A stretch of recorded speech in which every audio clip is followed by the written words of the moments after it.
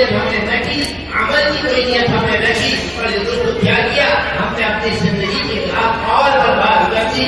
ثواب کا انکار نہیں کہ یہاں پر آنا ثواب، یہاں پر بیٹھنا ثواب، یہاں پر سننا ثواب، لیکن اصل مسئلہ عمل کا ہے۔ رب العالمین قیامت کے دن وہ ہم سے حساب لے گا ہمارے عمل کا، کہ جتنا جانتے تھے اس پر کیا عمل کر کر آئے ہو۔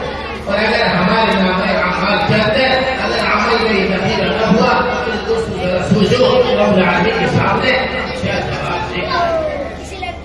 آخر میں دوسری بات عرض کرنی کہ رب العالمین نے ہم کو دعوت توحید کی جو مبارک محنت عطا فرمائی ہے، اس اجلاس کے اندر یہ معمول ہے کہ ہم یہاں پر آئے ہیں، یہاں سے ہم لگ کر جائیں کہ دین کی سیکھنے کی دین ہے۔ سارے کے سارے بچے ان کی عمریں چھوٹی ہیں، ان کے لیے مدرسہ اور مکتب کے سیکھنے کا بہترین راستہ ہے، لیکن علم صرف ان تک محدود نہیں۔ آپ صلی اللہ علیہ وسلم نے بڑی عمر کے صحابہ کرام کو دین سکھایا ہے۔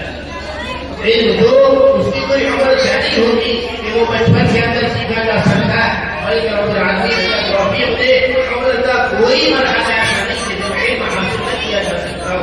رب العالمین نے ہم سے چلتا پھرتا مدرسہ عطا فرمایا ہے۔ دعوت توحید کی مبارک محنت اسی لیے ہے کہ ہم اپنی اس بڑی عمر کے اندر بھی وہ اس مبارک کام کو سیکھیں، اس کو کریں، علوم نبوت کو حاصل کریں اور علم کو سیکھ کر تمام عالم کے اندر اس کو پھیلائیں، تمام عالم کے اندر اس کو عام کریں۔